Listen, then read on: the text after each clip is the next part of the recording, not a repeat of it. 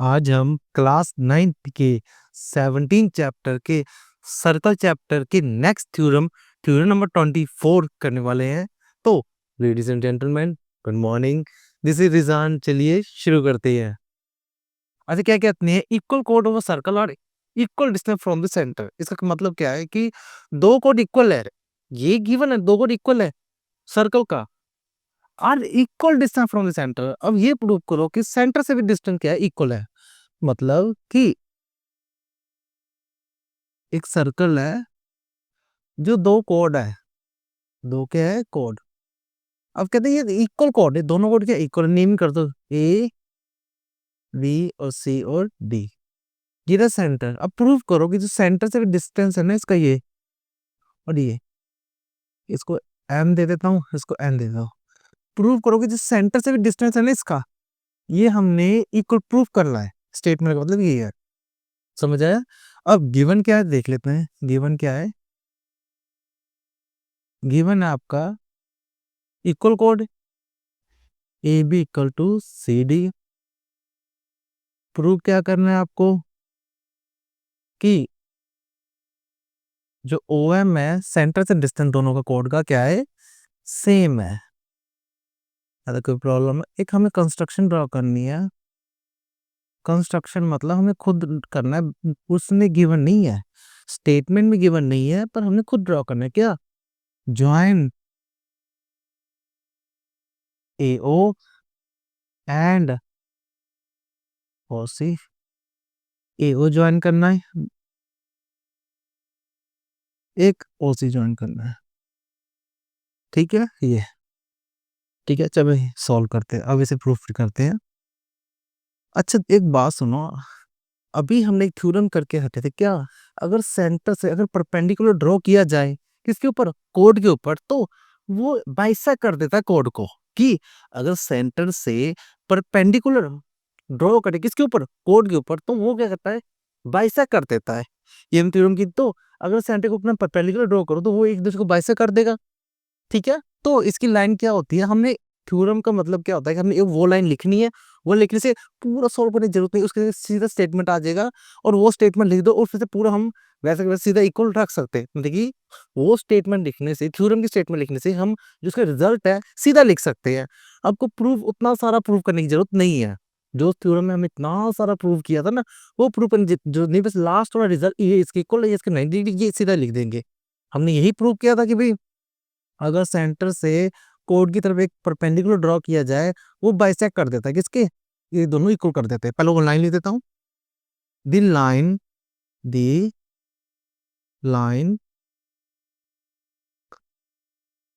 Perpendicular in line, ऐसे the line, देखो पूरा एग्जैक्टली नहीं, जरूरत नहीं, जितना याद है उस हिसाब से अपने हिसाब से बना सकते। The line from the centre, centre is perpendicular, perpendicular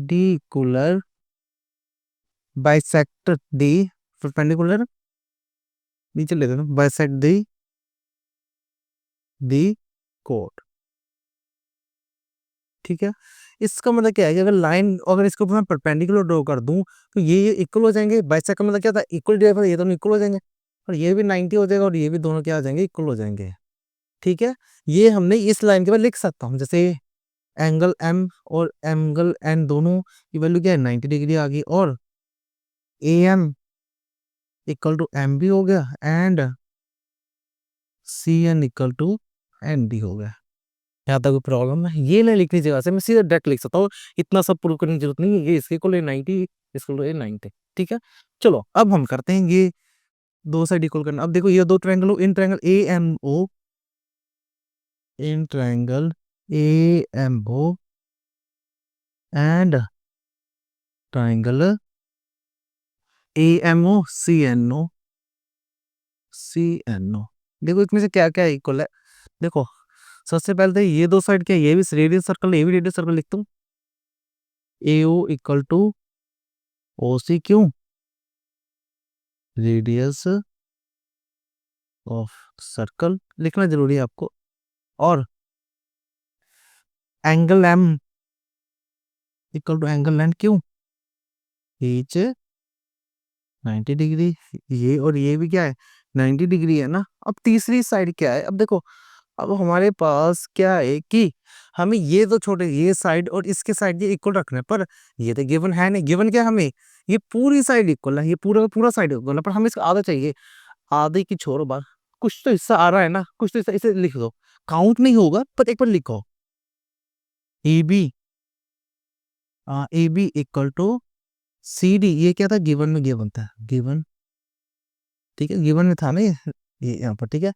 ये पर ये काउंट नहीं होगा, इसमें खोल के लिख सकता हूँ ए बी को, A M plus M B लिख सकता हूँ, A M plus M B लिख सकता हूँ।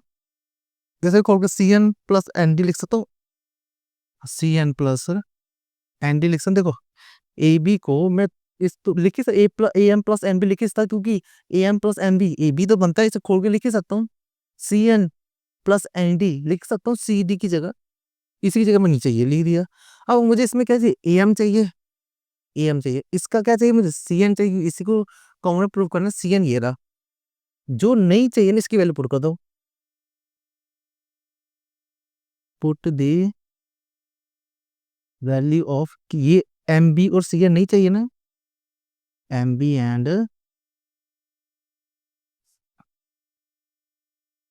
एन डी, ना ही एम बी चाहिए मुझे, ना ही एन डी चाहिए। लो, इसकी वैल्यू पुट कर दो आप, एम ए एम ऐसे ही आ गया,